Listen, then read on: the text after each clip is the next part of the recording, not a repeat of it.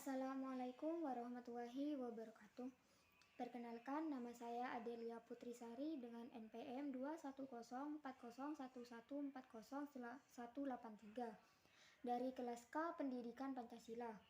Di sini saya akan memenuhi tugas kedua, yaitu review materi yang diampu oleh Bapak Ludovicus Boumansuadu MPD. Yang pertama, saya akan menjelaskan menelusuri konsep dan urgensi pendidikan Pancasila. Dalam perjalanan sejarah bangsa Indonesia, sesungguhnya nilai-nilai Pancasila sebagai pandangan hidup bangsa sudah terwujud dalam kehidupan bermasyarakat sejak sebelum Pancasila sebagai dasar negara dirumuskan dalam sistem nilai. Yang pertama yaitu percaya kepada Tuhan dan toleran, yang kedua gotong royong, yang ketiga musyawarah, yang keempat solidaritas atau kesetiakawanan dan sebagainya.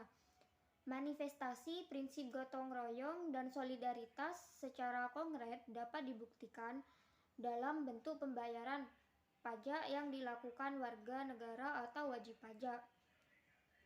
Munculnya permasalahan yang mendera Indonesia memperlihatkan telah tergerusnya nilai-nilai Pancasila dalam kehidupan bermasyarakat, berbangsa, dan bernegara.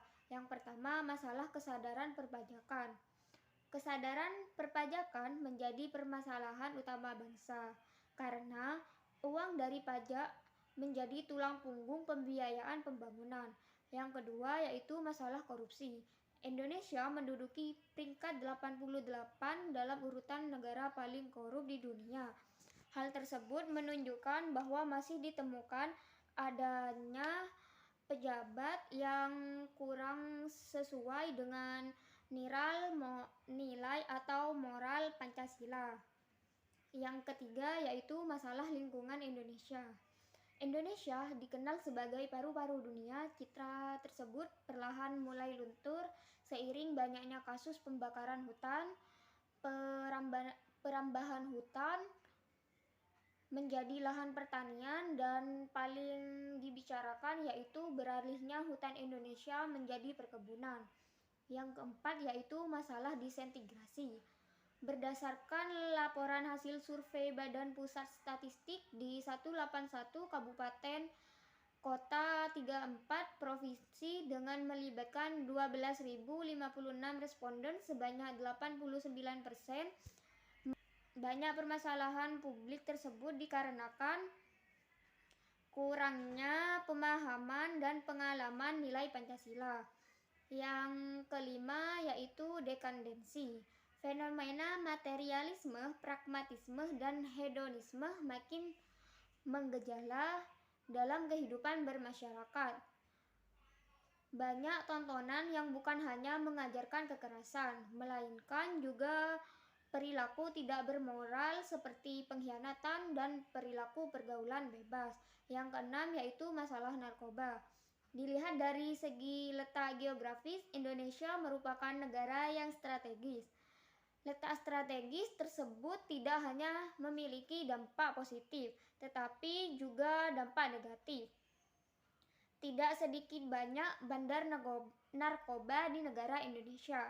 Sanksi yang diberikan terkesan kurang tegas sehingga tidak menimbulkan efek jerah. Akibatnya banyak generasi muda yang masa depannya suram karena kecanduan narkoba. Yang ketujuh yaitu terorisme. Salah satu tujuan dari gerakan reformasi adalah mereformasi sistem hukum dan sekaligus meningkatkan kualitas penegakan hukum. Banyak faktor yang berpengaruh terhadap aktivitas penegakan hukum, tetapi faktor dominan dalam penegakan hukum adalah faktor manusia. Yang kedua yaitu saya akan menjelaskan tentang menggali sumber historis, sosiologis, politik. Pendidikan Pancasila dilihat dari segi objek material, pengayaan materi atau substansi mata kuliah pendidikan Pancasila dapat dikembangkan melalui beberapa pendekatan, di antaranya pendekatan historis, sosiologis, dan politik. Materi perkuliahan dikembangkan dari fenomena sosial untuk dikaji dan ditemukan solusinya yang rasional dan bertanggung jawab sesuai dengan nilai-nilai Pancasila.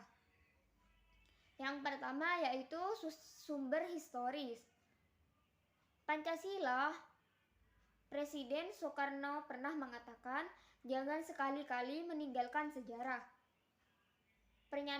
Pernyataan tersebut dapat dimaknai bahwa sejarah mempunyai fungsi penting dalam membangun kehidupan bangsa dan lebih bijaksana di masa depan.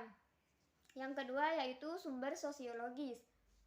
Pendidikan Pancasila melalui pendekatan sosiologis diharapkan dapat mengkaji struktur sosial, proses sosial, termasuk perubahan sosial dan masalah-masalah sosial yang patut disikapi secara arif dan menggunakan standar nilai yang mengacu kepada nilai Pancasila. Bung Karno menegaskan bahwa nilai-nilai Pancasila digali dari bumi pertiwi Indonesia. Dengan kata lain, yaitu nilai Pancasila berasal dari kehidupan sosiologis masyarakat Indonesia. Saya sekedar penggali Pancasila daripada bumi tanah air Indonesia. Yang kemudian 5 mutiara yang saya gali itu saya persembahkan kembali kepada bangsa Indonesia. Makna penting lainnya dari pernyataan Bung Karno tersebut adalah Pancasila sebagai dasar negara merupakan pemberian atau ilham dari Tuhan Yang Maha Esa. Pancasila merupakan penyebab lahirnya bangsa Indonesia, maka kemerdekaan dari Tuhan Yang Maha Esa. Yang ketiga yaitu sumber yuridis. Pendidikan Pancasila, Negara Republik Indonesia adalah negara hukum dan salah satu cirinya atau istilah yang bernuansa bersinonim yaitu pemerintahan berdasarkan hukum. Pancasila sebagai dasar negara merupakan landasan sumber dalam membentuk dan menyelenggarakan hukum. Urgensi pendidikan yuridis adalah dalam rangka menegakkan undang-undang yang merupakan salah satu kewajiban negara yang penting. Hukum akan efektif apabila didukung oleh kesadaran hukum warga negara, terutama dari kalangan intelektual. Yang keempat yaitu sumber politik pendidikan. Pancasila salah satu sumber pengayaan materi. Pendidikan Pancasila adalah berasal dari fenomena kehidupan politik bangsa Indonesia. Pancasila dalam tataran tertentu merupakan ideologi politik, yaitu mengandung nilai-nilai yang menjadi kaidah penuntun dalam mewujudkan tata tertib sosial politik yang ideal. Hal tersebut sejalan dengan pendapat Budiarjo sebagai berikut. Ideologi politik adalah himpunan nilai-nilai, ide, norma, kepercayaan, dan keyakinan. Suatu yang dimiliki seseorang atau sekelompok orang. Atas dasar nama dia menentukan sikapnya terhadap kejadian dan problema politik yang dihadapinya dan yang menentukan tingkah laku politiknya. Yang ketiga, saya akan menjelaskan tentang menelusuri konsep dan urgensi Pancasila sebagai ideologi negara. Istilah ideologi berasal dari kata idea yang artinya gagasan, konsep, pengertian dasar, cita-cita, dan logos yang berarti ilmu. Ideologi secara etimologis artinya ilmu tentang ide-ide atau ajaran tentang pengertian dasar. Untuk mengetahui posisi ideologis Pancasila di antaranya ideologi besar dunia, maka kamu perlu mengenal beberapa jenis ideologi. Yang pertama yaitu Marxisme-Leninisme, yaitu suatu paham yang meletakkan ideologi dalam perspektif evolusi sejarah yang didasarkan pada dua prinsip. Yang pertama yaitu penentu akhir dari perubahan sosial adalah perubahan dari cara produksi. Yang kedua yaitu proses perubahan sosial bersifat dialektis. Yang kedua yaitu liberalisme, suatu pemahaman yang meletakkan ideologi dalam perspektif kebebasan individual, artinya lebih mengutamakan hak-hak individu. Yang ketiga yaitu sosialisme, suatu paham yang meletakkan ideologi dalam perspektif kepentingan masyarakat. Artinya, negara wajib menyejahterakan seluruh masyarakat atau yang dikenal dengan konsep welfare state. Yang keempat yaitu kapitalisme, yaitu suatu paham yang memberi kebebasan kepada setiap individu untuk menguasai sistem perekonomian dengan kemampuan modal yang ia miliki. Setelah menelusuri berbagai pengertian, unsur, dan jenis-jenis ideologi, maka terlihat bahwa Pancasila sebagai ideologi negara menghadapi berbagai bentuk tantangan. Salah satu tantangan yang paling dominan dewasa adalah globalisasi.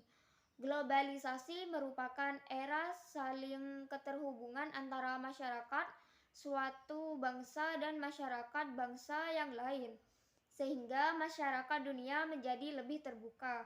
Dengan demikian, kebudayaan global terbentuk dari pertemuan beragam kepentingan yang mendekatkan masyarakat dunia. Sastra Prateja menenggarai beberapa karakteristik kebudayaan global sebagai berikut. Yang pertama yaitu berbagai bangsa dan kebudayaan menjadi lebih terbuka terhadap pengaruh timbal balik. Yang kedua yaitu pengakuan akan identitas dan keanekaragaman masyarakat dalam kelompok dengan pluralisme etnis dan religius. Yang ketiga yaitu masyarakat yang memiliki ideologi dan sistem nilai yang berbeda bekerja sama dan bersaing sehingga tidak ada satupun ideologi yang dominan. Yang keempat yaitu kebudayaan global merupakan sesuatu yang khas secara utuh tetapi tetap bersifat plural dan heterogen. Yang kelima yaitu nilai-nilai hak asasi manusia. Kebebasan demokrasi menjadi nilai-nilai yang dihayati bersama, tetapi dengan interpretasi yang berbeda. Sekian dari saya, kurang lebihnya mohon maaf. Wassalamualaikum warahmatullahi wabarakatuh.